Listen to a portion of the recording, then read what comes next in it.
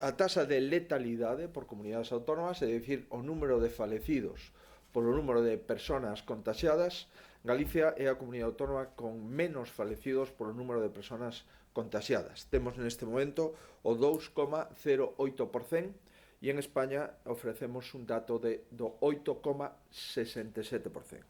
Tan só Melilla, co 1,85%, ten mellores datos que Galicia, pero no que se refire a comunidades autónomas, Galicia é a comunidade autónoma con menos taxa de letalidade, insisto, número de falecidos por número de infectados. E a porcentaxe de número de falecidos sobre ingresados, Galicia volve a ter a segunda mellor marca, como comunidade autónoma a primeira mellor marca, ou dito de outra forma, a primeira marca menos mala, dado que o número de falecidos sobre ingresados en Melilla é o 3,33, en Galicia é o 6%, mellor dato de todas as comunidades, e en España estamos rozando o 15% de falecidos por número de ingresados, exactamente o 14,93%. Comprenderán que é duro ter que cada día dar estos datos, é duro formar parte da xestión de esta pandemia, pero é moitísimo máis duro para que as persoas que perderon os seus seres queridos, para que as persoas que nin siquiera os poderon acompañar aos cemiterios, e é tamén moi duro para todos os familiares, e por suposto tamén para aqueles pacientes que están intentando gañarlle o virus nas unidades de cuidados intensivos e nas plantas de hospitalización dos centros sanitarios galegos.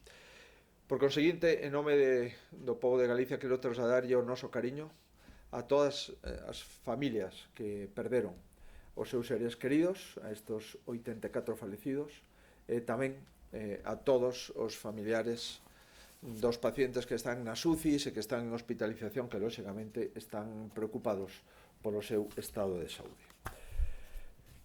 Por suposto que seguimos traballando para que volvan días bons. O Goberno Central, a Xunta de Galicia, os concellos, as institucións están traballando. Están a facer todos os galegos, todas as galegas, co seu confinamento exemplar, o seu traballo, o traballo que lle pedimos dende as autoridades sanitarias. Están a facer os traballadores dos servizos esenciais, están a facer os traballadores das residencias e dos centros de discapacidade. Están a facer, por suposto, todo o persoal sanitario, sin o cual estos datos que acabo de decir serían unos datos absolutamente impropios de un país como España. Sin o Sistema Nacional de Saúde, sin o Servizo Galego de Saúde, non poderíamos en ningún caso facer fronte a esta pandemia. Seguimos traballando, seguimos realizando test, seguimos detectando positivos, e iso non é unha mala noticia, ao contrario, o que estamos intentando é establecer o círculo de persoas contagiadas para facer o diagnóstico correcto, para que estas persoas estén confinadas, na maioría delas nos seus domicilios, e para que, sobre todo, non contaxien a ningunha outra persona. Seguimos realizando test, seguimos crecendo en ingresos hospitalarios, seguimos aumentando os doentes nas unidades de cuidados intensivos e seguimos chorando as perdas dos familiares que lamentablemente falecen. Aumenta tamén, eso sí, o número de curados, o número de altas, e isto é a esperanza na que nos baseamos para seguir traballando. Pero non nos equivoquemos, seguimos en plena pandemia. Seguimos en plena pandemia, eso sí, facendo test, intentando salvar moitas vidas, intentando disminuir o número de contagios, intentando prever esos contagios, pero a pandemia está centrada en Galicia, en outras comunidades autónomas, igual que está centrada en España, en Italia e cada vez máis, lamentablemente, en outros países da Unión Europea e tamén nos Estados Unidos de Norteamérica, en outros países irmáns de América. Créame que me gustaría dar mellores noticias, me gustaría decir o contrario, tamén me gustaría equivocarme, pero cos datos que temos neste momento todo parece indicar que abril será peor que marzo. Abril será peor que marzo porque en abril esperamos o pico de persoas contagiadas e, en consecuencia, o incremento de persoas en hospitalización, o incremento de ingresos nas unidades de cuidados intensivos e, lamentablemente, o incremento de falecementos. Por lo tanto, nos esperan semanas moi duras, semanas máis duras das que vivimos no mes de marzo. Por si vale de algo, tamén estamos máis preparados para afrontar estas semanas máis duras do mes de abril do que estábamos nos primeiros días e nas primeiras semanas do mes de marzo.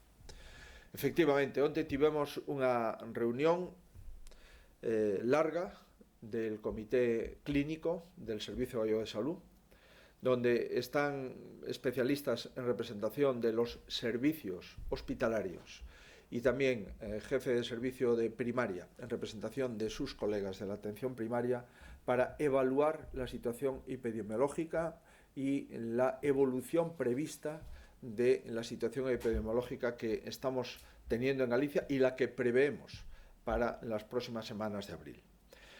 A falta de conocer los datos oficiales de la evolución epidemiológica por comunidades autónomas, que el Gobierno central, estoy convencido, estará elaborando, seguimos en el ámbito del Servicio Gallego de Salud comparando datos, recabando datos, haciendo tablas de comparación con la experiencia de países extranjeros y también con la experiencia de comunidades autónomas dentro de España. ¿Para qué? Para poder planificar con mayor aproximación a las respuestas que necesitamos en las próximas semanas, en esta semana y sobre todo en las semanas siguientes de todo el mes de abril. Manejamos diferentes modelos, contemplamos diferentes escenarios, pero todos los análisis que recibimos coinciden en que no hemos llegado al pico de contagios, aunque esperemos que nos estemos acercando, que esto supondrá un incremento de la hospitalización, por lo tanto no hemos llegado al máximo de hospitalización que prevemos en Galicia y tampoco hemos llegado al máximo de ocupación de camas de UCI. Necesitaremos más camas de UCI, tendremos más camas de UCI ocupadas en las semanas del mes de abril. Esto significa que todos tenemos que asumir que, si bien es verdad que este mes de marzo ha sido duro, como les decía antes, más duro desde el punto de vista clínico y asistencial será el mes de abril. Galicia empezó a protegerse un poco antes que el conjunto de España y esa protección la prolongaremos tanto como sea necesario.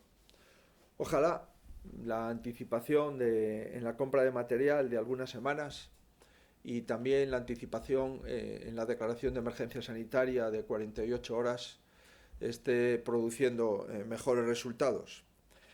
Veremos y oiremos que en España hay comunidades autónomas que están en el pico ya, que el número de contagios está empezando a bajar.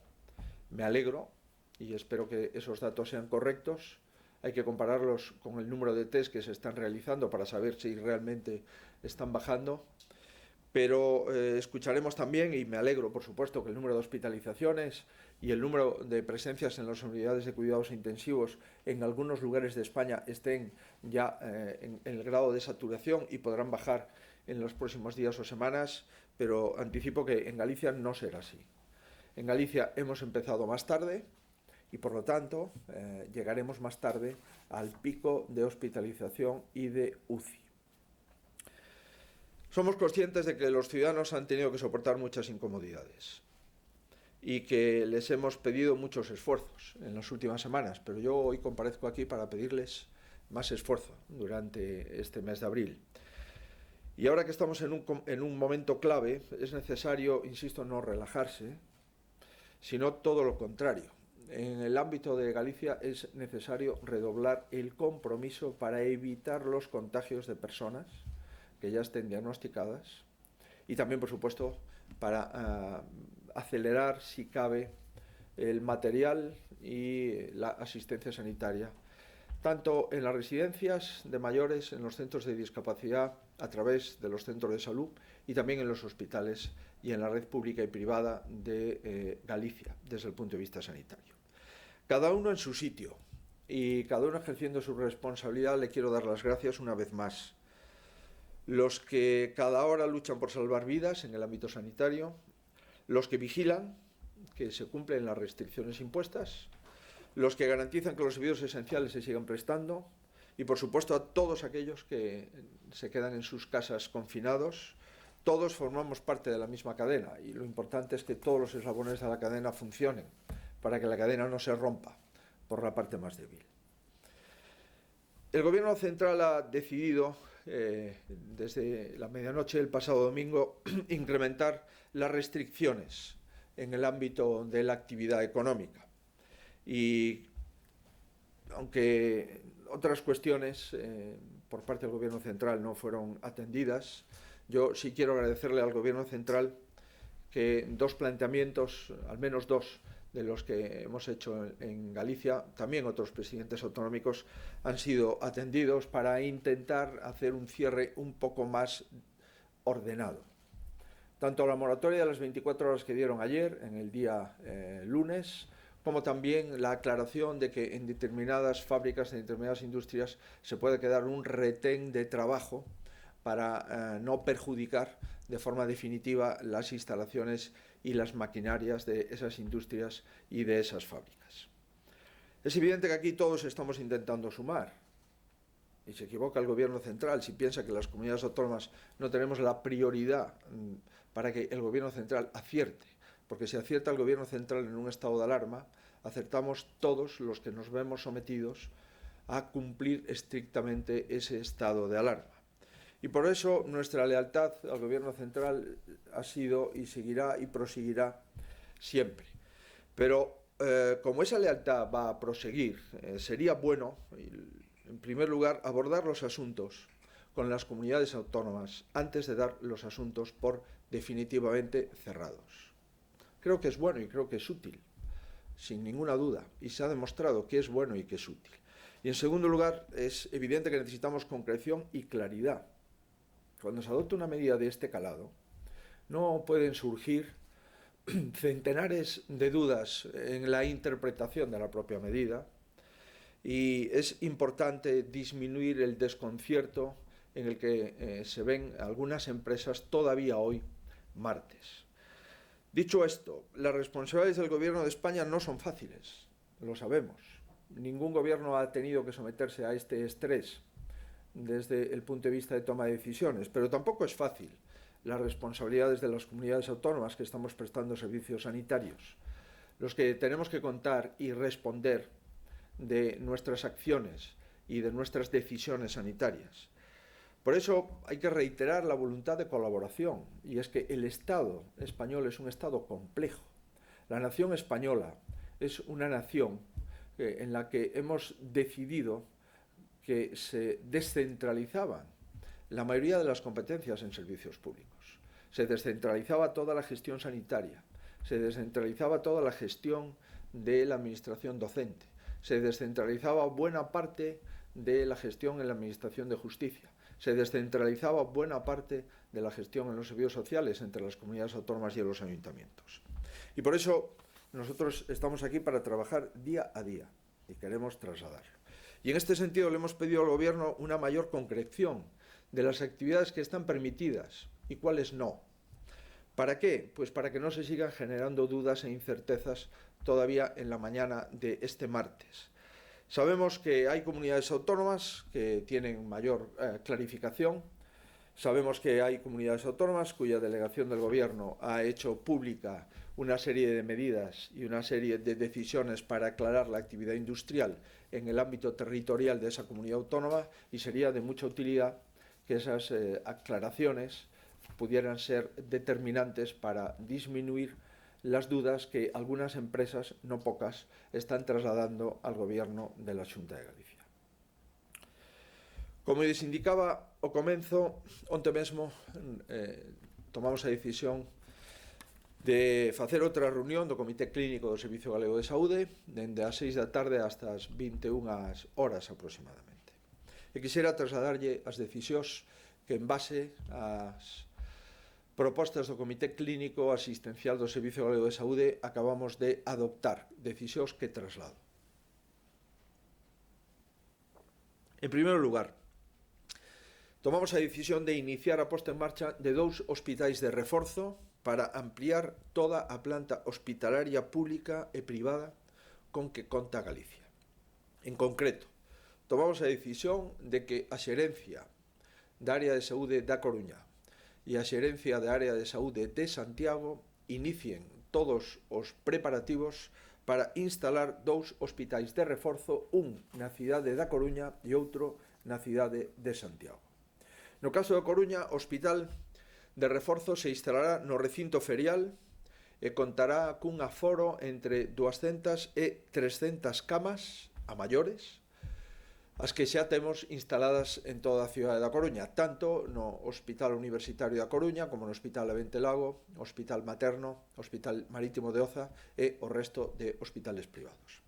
No caso de Santiago, o lugar, o recinto escollido, despois de que onte se fixera a inspección dos distintos lugares en Santiago, consideramos que é o multiusos do SAR, onde están previstas instalar entre 100 e 150 camas adicionais a toda a planta hospitalaria pública e privada que existe na cidade e na área de Santiago de Compostela. A maiores, xa lles avanzo que na área de Vigo non descartamos tamén utilizar o Instituto Ferial de Vigo, o IFEVI, como un hospital adicional para completar todo o aforo público e privado que temos na cidade de Vigo. De momento, en Vigo pensamos que o novo Hospital Público Álvaro Cunqueiro, máis Povisa, máis o Hospital de Fátima, deixando o Meixoeiro para pacientes sin coronavirus e, por lo tanto, para pacientes de outras patoloxías, nos parece que pode ser suficiente, pero non descartamos que tamén en Vigo sexa necesario abrir outro hospital adicional, como xa tomamos a decisión definitiva de que así sexa en Santiago e na Coruña. En segundo lugar, tomamos a decisión de poñer en marcha por parte do 061 dunha noria de ambulancias, é dicir, dun sistema de traslados específicos para os pacientes de coronavirus, nos que se priorizarán precisamente os traslados entre estos novos hospitais que estamos a fabricar en Coruña e en Santiago, así como calquer tipo de traslado que sexa necesario entre hospitais.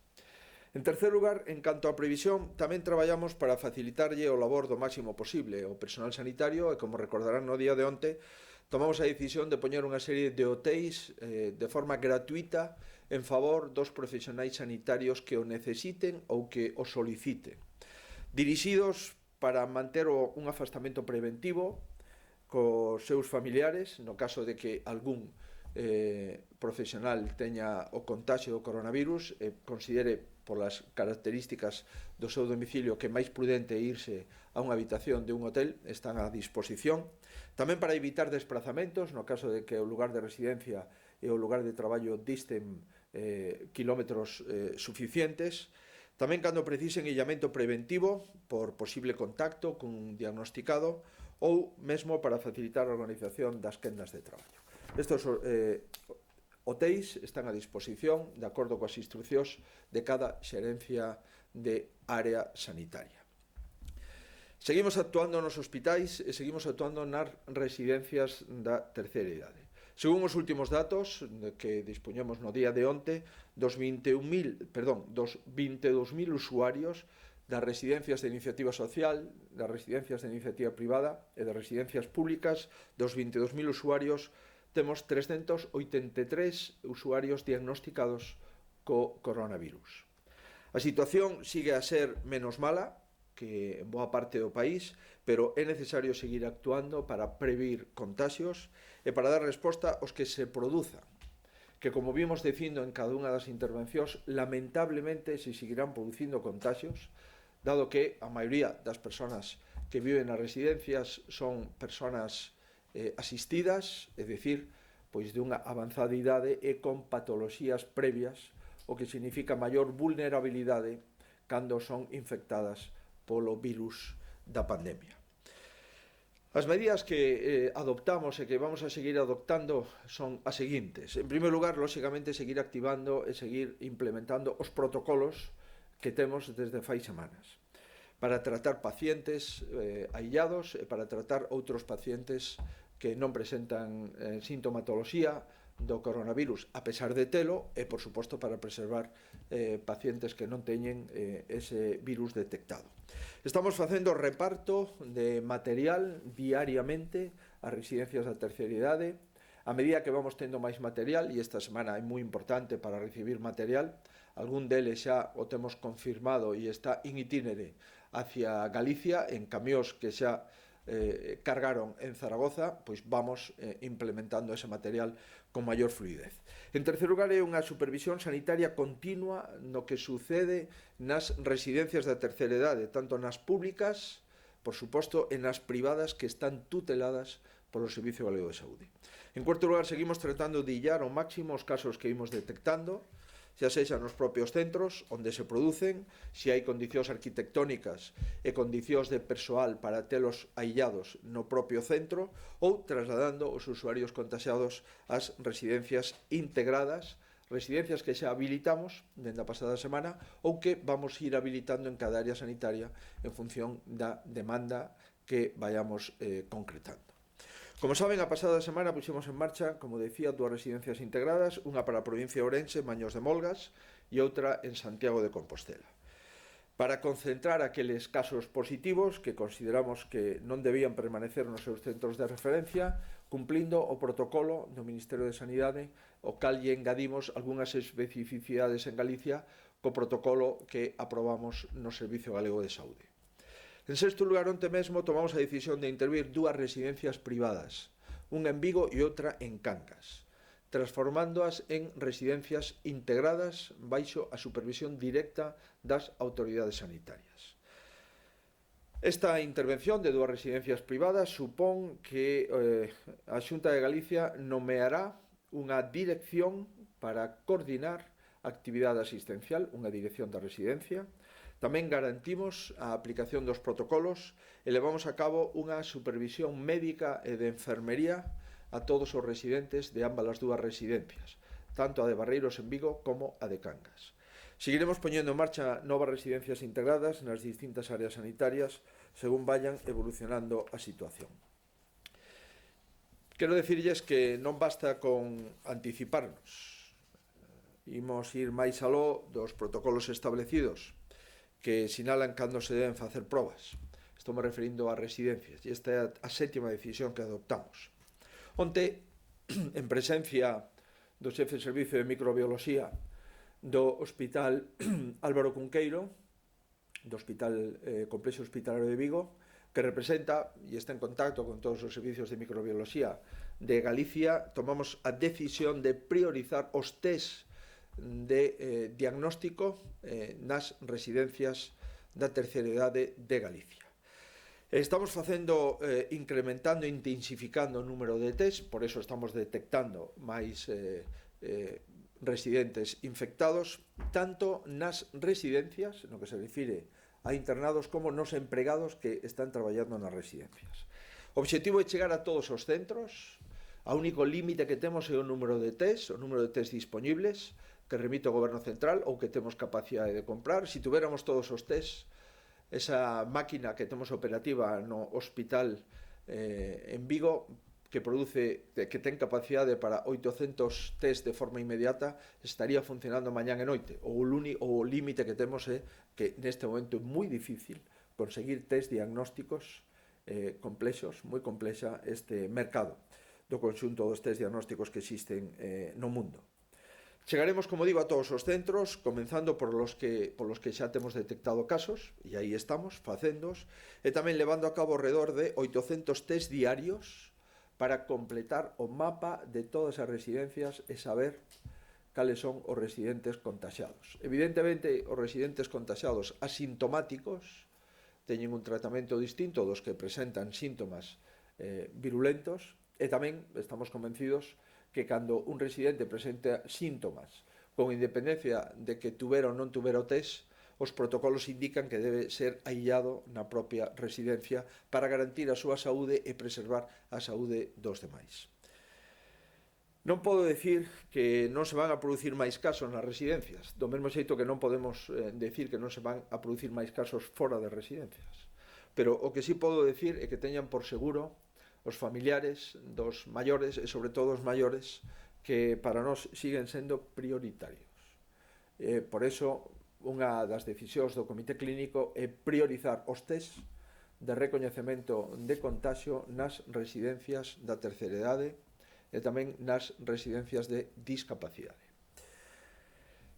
Estes días choramos e choraremos a perda de máis vidas humanas, pero non vamos a dar unha soa vida por perdida, ningunha. Teña a idade que teña o paciente, teña o cuadro clínico que teña ou que presente. Vamos a seguir facendo todo o que está nas nosas capacidades, tanto logísticas como de material. Representamos a todos os galegos, e todos os galegos son con independencia da idade de esos galegos. E a imaxe e semellanza do que está facendo todo o personal sanitario, dando todo o que poden dar, con moi pouco sono, con moita presión asistencial, tamén con moitísima presión emocional, con moitísima traballo e dedicación, atendendo a cada paciente como se fora o único paciente que están atendendo, e os podo asegurar que ese interese do personal sanitario é un interese que compartimos e agradecemos. Tamén o interese do personal das residencias. Personal das residencias que nunca se viron nunha situación como esta.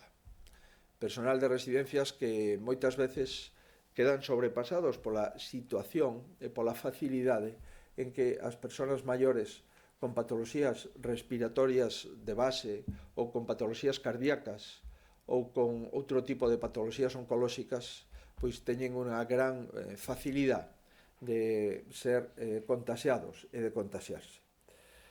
Como decía, son estes días portavoz de malas noticias. A miña obriga é ser portavoz da realidade. E se a realidade conleva malas noticias, a miña obriga é ser portavoz de malas noticias. Teño que decir, ademais, cal será a situación para que todos estamos preparados. E por iso digo que, desde o punto de vista asistencial, o mes de abril será peor que o mes de marzo.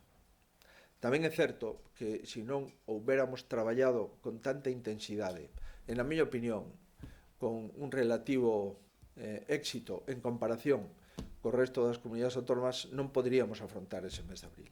Por tanto, estamos preparados, estamos entrenados e estamos comprometidos. Permítame, para rematar, que nesta verdade tamén inclúa o orgullo que cada un de vostedes pode sentir polo que está facendo, traballando, como son os medios de comunicación, nas súas casas para informar o conxunto do país, e tamén incluir a confianza e a certeza de que, gracias á actitude de cada un de vostedes, aquí tamén serei portavoz de boas noticias nas próximas semanas. E para todos decirlle que queda un día menos deste confinamento. Volver a reiterar que se sigan coidando. É o mellor que poden facer por vostedes mesmos, pola súa familia, por Galicia e polo conxunto de España. Coídense, sigamos traballando e sigamos actuando con a maior responsabilidade, como vimos facendo dende que se decretou o estado de alarma e o estado de emerxencia sanitaria en España e en Galicia respectivamente. Moitas grazas, quedo a disposición se hai algunha pregunta. Buenas tardes. Hay varias preguntas sobre la posibilidad del traslado de pacientes entre autonomías. Telecinco pregunta qué le parece, ABC si el Ministerio ha hablado con Galicia sobre esta posibilidad y Nos Diario si está dispuesto a acoger en Galicia pacientes por coronavirus de otros territorios. Es evidente que esta cuestión es una cuestión que se la ha reservado el Gobierno Central para sí, y es el Gobierno Central, de acuerdo con el estado de alarma y con la delegación de competencias en las autoridades del estado de alarma, muy señaladamente el Ministerio de Sanidad es el que tiene competencias, insisto, para tomar estas decisiones. También entiendo que el Ministerio de Sanidad no va a tomar ninguna decisión que no esté técnicamente apoyada y que técnicamente no sea sólida.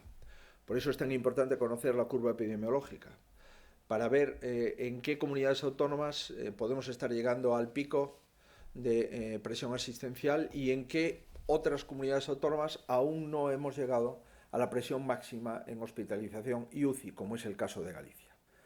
Lamentablemente, la situación epidemiológica es distinta y, por lo tanto, yo quiero decirles que la solidaridad de Galicia es una solidaridad contrastada y que estaremos a aquello que se nos indique, en el entendimiento de que lo que se nos indique tiene que estar fundamentado y sólidamente planteado desde el punto de vista asistencial, desde el punto de vista clínico y desde el punto de vista epidemiológico. ¿Había otra pregunta más? Si Galicia está disposta a acoller estes pacientes e se o Goberno se dirixiu a Galicia para esta cuestión? O Goberno aínda non se dirixiu a Galicia para esta cuestión. O Goberno, estou convencido que está vendo que en Galicia o pico vai a ser en abril. Estamos a piques de comenzar o mes de abril. Hai outras comunidades autónomas donde hai, por población e por recursos, hai situacións distintas. Pero para concluir, o Goberno aínda non se dirixou a Galicia. Segundo Galicia é unha comunidade solidaria que ten un plantexamento do Sistema Nacional de Saúde como unidade e que tamén sabe valorar, no caso de que veñan con informes clínicos e epidemiolóxicos contrastados, saberá valorar a resposta no caso de que o Goberno central execute as súas competencias e se lle solicite respostas maiores compromisos por parte do Servicio Galego de Saúde. Sí, Telecinco pregunta cuál es la situación de las UCIs en los hospitales gallegos y si hay camas aún disponibles. La situación de UCI en hospitales de Galicia la acabo de referir, son 149 pacientes en el día de ayer a las 21 horas. El número de camas instaladas en UCI con carácter general son 160 camas en UCI, las que tenemos instaladas. Desde el mes de marzo hemos venido comprando respiradores y otro aparataje necesario para la conformación de UCI y hemos incrementado un 71% el número de UCIs. Tenemos en este momento 274 camas desplegadas en UCI. Pero al ritmo en el que estamos creciendo, un 11% diario acumulado, pues no van a ser suficientes las 274 camas y en este momento esperemos que durante esta semana podamos ya hacer pública nuestra previsión de camas de UCI que vamos a ocupar en la segunda semana y la tercera y la cuarta semana de abril. Sin duda, el número de camas de UCI que vamos a ocupar va a ser muy superior a las 274 que tenemos en este momento instaladas, porque estamos viendo que nuestro ritmo de incremento de cama de UCI está en los entornos del 10-12% diarios y nuestro ritmo de incremento de camas de hospitalización pues está también en los entornos del 8-10-12% diarios acumulados. Por lo tanto, insisto, 149 ocupadas hoy, 160 desplegadas con carácter general en el Servicio Gallego de Salud y en este momento ya tenemos preparadas 274. Pero estoy convencido que en no menos de una semana, 10 días, estaremos con estas 274 a plena ocupación. Sí, sobre as UCIs, el diario.es pregunta se a contabilización de UCIs disponibles incluen tamén os datos das UCIs da privada e Galicia Confidencial quería saber se tamén se precisan respiradores ou os que hai, sen contar cos mandados a Madrid se chegan para atender o pico e cando van chegar os 7,5 millóns de máscaras que quedan, xa que aínda chegaron solo medio millón. Creo recordar que as UCIs privadas as comentamos. Nós temos, salvo que me falla a memoria, non teño dato aquí, creo que temos 44 UCIs privadas en toda Galicia. 44 camas de UCI no conxunto da rede sanitaria privada. 44. Digo que temos. Hai algúns camas de UCI, aparataxe de UCI que foi, entre aspas, requisado polos hospitais públicos xa, que están a disposición dos hospitais públicos. Sobre o número de respiradores, Galicia comprou de 166 a 274. En este momento temos máis compras realizadas, obviamente. Por criterios de prudencia, nós solamente informamos das compras cando chegan a plataforma logística do Servicio Galego de Saúde. Pero, por suposto, que temos varios decenas de respiradores compradas. Cando embarquen no avión, que neste caso son avións de Inditex, os lotes de respiradores o iremos concretando. Recordarán que hai unha entidade financiera en Galicia que donou, ademais dos que comprou o Sergas, 150 respiradores máis. Cando teñamos esos respiradores nas bodegas dos avións de Inditex, inmediatamente faremos información ao respecto. Sobre cando van chegando o material ao Servicio Galego de Saúde, pois mantemos a mesma prudencia. Nós consideramos que un material chega cando o temos recepcionado na única plataforma logística do Servicio Galego de Saúde, que está aquí cerca da área sanitaria, na área sanitaria central, concretamente no concello de Negreira.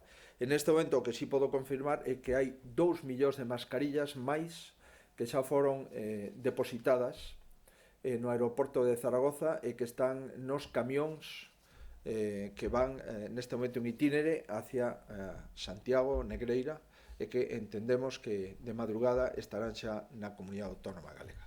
Son 2 millóns de mascarillas que se suman a 700.000 mascarillas que recibimos o pasado fin de semana e seguimos esperando máis batas, máis mascarillas, máis gafas, en definitiva máis EPIs de protección aos profesionais e, por suposto, as dúas cousas máis buscadas neste momento no mundo, que son os test diagnósticos e os respiradores.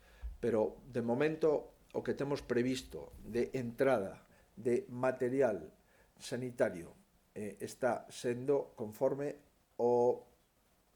as previsións iniciais. É dicir, esta semana entendemos que vamos a ter moitísimo material fungible. O que nos queda é por concretar cando entrarían unha boa partida de respiradores que temos neste momento a piques de entregar de fábrica aos aeroportos onde embarcan os avións que trasladan este material a Galicia.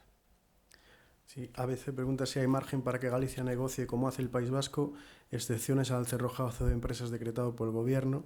Y sobre este aspecto, Cadena COPE pregunta qué empresas o qué sectores siguen a día de hoy sin tener claro los efectos del decreto.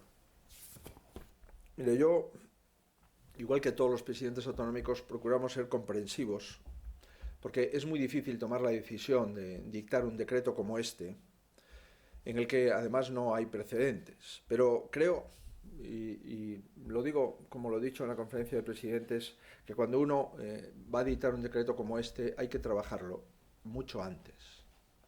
Y hay que saber qué se quiere hacer y hay que saber cómo se quiere hacer. Evidentemente, sacar un decreto de madrugada a las 23 horas de un domingo que tiene efectividad dentro de una hora, es decir, del lunes siguiente, eso es una decisión sin antecedentes en España. Nosotros ofrecimos el trabajo de las comunidades autónomas para revisar ese decreto y le propusimos al Gobierno que nos pasase el borrador. Le pedimos que nos lo pasase y en 2 horas le diremos nuestra opinión. Bueno, no fuimos capaces de obtener el borrador de ese decreto y nos enteramos a la vez que todos los ciudadanos cuando se publicó en el Boletín Oficial del Estado. A nosotros nos preocupa la situación en la que quedan sectores industriales, por supuesto. También, insisto, que le agradecemos 2 cautelas que propuso Galicia y que se admitieron en el decreto. La primera, no cerrar el lunes, sino dar el lunes para una planificación del cierre. Y la segunda cautela es que se previese en el decreto un párrafo explícito para que aquellas fábricas, aquellas industrias que no pueden cerrar en ningún caso, mantengan por lo menos unos retenes por turno al objeto de no deteriorar de forma definitiva las instalaciones. Estas 2 cuestiones se admitieron. Pero lo cierto y verdad es que todavía hay planteamientos y dudas. Planteamientos y dudas en empresas normalmente de la siderurgia y de la metalurgia. Estoy pensando en Celsa, estoy pensando en Megasa. Lo que piden estas empresas es seguridad jurídica. Quieren tener la seguridad de que pueden seguir trabajando cumpliendo el Real Decreto Ley. Y es una inseguridad jurídica que en cualquier Estado de Derecho es absolutamente fundamental y lamentablemente nosotros no tenemos la certeza de poder informarles con claridad. Sí agradezco una explicación, una resolución que ha dictado el delegado del Gobierno en Asturias, donde de una forma muy detallada pues, está diciéndole al tejido industrial y empresarial asturiano aquellas cosas que él entiende que se pueden hacer. Pues bien, si hubiese una resolución igual para toda España, sería mucho más fácil despejar las dudas de estas empresas de la siderurgia, de la metalurgia, que están en este momento pues, trabajando con el consejero de Economía y que no lo hemos dejado de hacer desde las 23:30 horas del domingo pasado, que conocimos el Real Decreto publicado en el Boletín Oficial del Estado. Sobre as empresas, Radio e Televisión de Galicia refírese ás que se ofreceron para adaptar as súas fábricas á produción de material sanitario e pregunta cantas empezaron xa ou poden comenzar axiña a facelo. Esa resposta seguro que polo miúdo a pode dar moito mellor a Consellería de Economía e Industria. Me consta que xa se entraron as primeiras batas de Textilonia, o que lle agradezo aos directivos e aos traballadores de Textilonia, tanto de Carolina Herrera como de Purificación García. E agradezo ese traballo. Son batas que están diseñadas e están confeccionadas en Ourense. Son batas, ademais, que se poden lavar e, polo tanto, se poden reutilizar. E empezamos a recibir as primeiras batas, quero recordar, no día de onte. Pero tamén hai unha serie de empresas que están doando mascarillas, guantes, empresas que están trasladándonos existencias propias, empresas que están doando diñeiro ao Servicio Galego de Saúde, empresas que nos están notificando as compras que xa fixeron en China ou noutros países da Unión Europea. Bueno, cando teñamos unha relación de non solamente das doazós anunciadas, senón das doazós concretadas en material a faremos pública.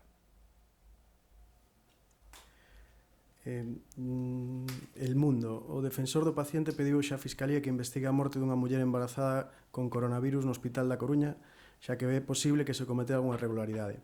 Quere saber se desde o Sergas se vai investigar ou se está investigando. E nesa liña, Europa Press pregunta se tomou ou tomará a Xunta algunha medida nova ou fará un control máis estricto ás embarazadas despois de coñecerse este caso. En primer lugar, por suposto que calquera morte supón un impacto. En primer lugar, dos familiares, porque pola perda irreparable de un ser querido. E, por suposto, tamén necesita explicacións por parte dos servizos sanitarios e do hospital no que se produxo. E eu estou seguro de que todo o equipo sanitario do Hospital Materno fixo todo o que podía facer. Estou absolutamente seguro porque son eles os que traen os nenos e as nenas ao mundo con normalidade no hospital. Pero, evidentemente, esa familia necesita información e esa información hai que darlla dende a xerencia da área de saúde. Hai un seguimento continuo e prioritario das mulleres embarazadas, por suposto que sí. Lamentablemente sucedeu neste caso. Necesitamos, por suposto, maior información e unha información máis detallada por parte da xerencia de área do hospital onde se produxo este falecemento. Parece ser, insisto, según os datos que nos pasaron, o neno estaba morto no momento da cesárea e posteriormente cunha complicación cirúrxica tamén faleceu a súa nai. Evidentemente este caso necesita a explicación asistencial, clínica e persoal que require un caso desta naturaleza. Hai varias preguntas sobre os hospitais de reforzo. La Voz de Galicia pregunta cando estarán listos os hospitais de campaña, que perfil de doentes van a acoller e Cadena Ser, que reforzo de persoal está previsto para atender estes hospitais de campaña. Os hospitales de campaña foron, desde a pasada semana, estuveron sendo analizados polos enxeneiros e personal técnico tanto do Hospital de Santiago como do Hospital da Coruña. O luns, é dicir, onte, se fixo, quero recordar, a última visita ocular, xa por parte do xerente e por parte do equipo directivo asistencial. Se cubicou ese hospital, se fixo un plano aproximado de como se van a ubicar as unidades de enfermería, cantas camas por unidade de enfermería, etc. Son hospitais máis fáciles de atender como consecuencia de que disminuye a privacidade dos pacientes, son hospitais nas canchas ou nos espazos libres, tanto do SAR como do Instituto Ferial da Coruña. Son hospitais evidentemente moi digamos moi accesibles, con perda, eso sí, de intimidade dos propios pacientes. O que as xerencias nos trasladan inicialmente que non teñen previsto ubicar UCIs nesos hospitais, que digamos que son plantas de hospitalización de persoas que están afectadas por o coronavirus, pero non se ubicarán unidades de cuidados intensivos. As unidades de cuidados intensivos quedan resguardadas dentro do hospital tradicional, por entender que a porcentaxe de infección moi superior a outros lugares e por entender ademais que hai que preservar toda a asepsia posible dentro do hospital tradicional, dentro das paredes dos hospitais da Coruña e de Santiago. Cada hospital atenderá cos seus recursos a esas camas adicionais. Ese é o obxectivo que teñen as xerencias. Neste momento pénsense que están cunha enorme presión asistencial todos os equipos clínicos, o que se entende por os equipos de urxencias, de medicina interna, unidades de cuidados intensivos, unidades de infecciosos, tamén, por suposto, os laboratorios, pero hai menos presión asistencial nas partes cirúrxicas do hospital. No bloque cirúrxico do hospital hai menos actividade asistencial e, por lo tanto, hai persoal que pode ser activado e reorientado hacia esos hospitais extra hospitalarios que vamos a construir, a implementar en Santiago na Coruña. Os plazos, o máis urxente é o da Coruña neste momento. Vamos a intentar, a xerencia vai a dar información a partir desta rolda de prensa, vai a dar información aos medios de comunicación que soliciten, pero onte o equipo directivo de Coruña nos comentaba que iba a intentar que neste fin de semana ou principios da semana que ven estuvera instalado o Hospital da Coruña. Por suposto tamén o Hospital de Santiago tamén ten necesidades, pero probablemente a Coruña vaya con 2 ou 3 días de adianto sobre a demanda hospitalaria do que vai a área de Santiago. Hai outras áreas sanitarias onde creemos que os recursos disponibles son suficientes, utilizando, por suposto, os recursos públicos, utilizando hospitais que se utilizaban con menor intensidade, como é o caso do Hospital Piñor en Ourense, e utilizando a totalidade das camas que consideremos necesarias dos hospitais privados. Sobre estes hospitais tamén preguntan se non hai recursos suficientes sumando a sanidade privada antes de instalar estes hospitais. Queren saber concretamente que medios da sanidade privada está empregado o goberno galego na loita contra o coronavirus. O noso plan de contingencia aprobado polo Comité Clínico presenta 4 fases. Estamos na fase 2, ainda nos queda a fase 3 e a fase 4. A partir da fase 3, todas as camas dos hospitales privados, son activadas. En a fase 4 entramos xa nos hospitais de campaña, que o nome como se coñece en este momento en España. Por lo tanto, non vamos a desplegar hospitales extra hospitalarios ou hospitales de campaña sin antes utilizar todas as camas que teñamos disponibles nos centros privados. A decisión é de cada xerencia. Hai xerencias que consideran que os hospitais privados os queren utilizar para actividade cirúrxica. Se utilizamos a inmensa maioría das camas nun hospital para coronavirus, necesitamos ter camas para ictus, para infartos de miocardio, para pacientes oncolóxicos. Necesitamos seguir operando a urxencia e a emerxencia que se vai producindo. Sin embargo, outras áreas sanitarias consideran que esa capacidade quirúrxica a queren manter instalada no propio hospital de referencia, no hospital público, e van a utilizar camas para coronavirus nos hospitais privados. Isto o farán en función de como este hospital preparado, pero insisto, todas as camas dos hospitales privados están a disposición do Servicio Galego de Saúde. Non utilizaremos hospitais adicionais se temos camas inutilizadas nos hospitais privados. Pero ten que haber reserva de camas para todo o mes de abril ante as urxencias de cardioloxía, de oncología, de traumatología, de cirugía xeral, de xinecoloxía e obstetricia. Todo isto temos que ter camas preparadas ante esas urxencias e esas emerxencias, como é lóxico e como é absolutamente exixible a calquer xestor sanitario. Onda Cero fala de certa preocupación por enterros de persoas contaxiadas trasladadas de outras comunidades a Galicia e pregunta se ten constancia desta circunstancia. No, eu non teño constancia, non sei se o vicepresidente que onte presidiu a CECOP ten constancia, dende logo eu non teño constancia de que teñamos unha notificación de falecementos que se produzan fora e que veñan a ser enterrados en Galicia. Non teño constancia, supoño que nos interesaremos por ese dato. Eu lamento profundísimamente que ademais de que a unha persona lle morra a nai ou o pai, ou que lle morra o avó ou a avoa, nin siquiera o podan acompañar. Eu entendo tanto como o entende calquer outra persoa. É demoledor que non poder acompañalo no leito de morte, porque temos prohibidas as visitas aos hospitais, e é demoledor non poder falar con el nos últimos instantes da vida. Sigue sendo demoledor nin siquiera poder acompañalo ao horno crematorio ou ao cementerio.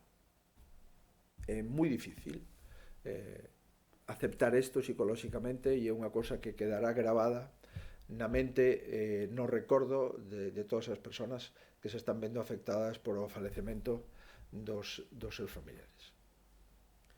Última, el diario.es di que onte Pablo Casado pediu que as televisións emitan máis entrevistas ás portas das morgues e pregunta se cree que o líder do seu partido está perdendo a posibilidade de ser leal nunha situación tan complicada.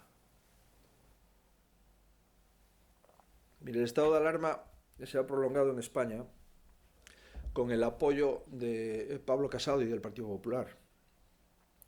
Y en el momento más importante de España, en el momento en el que se necesitaba más el apoyo del gobierno de España, el Partido Popular le ha dado el apoyo al gobierno de España.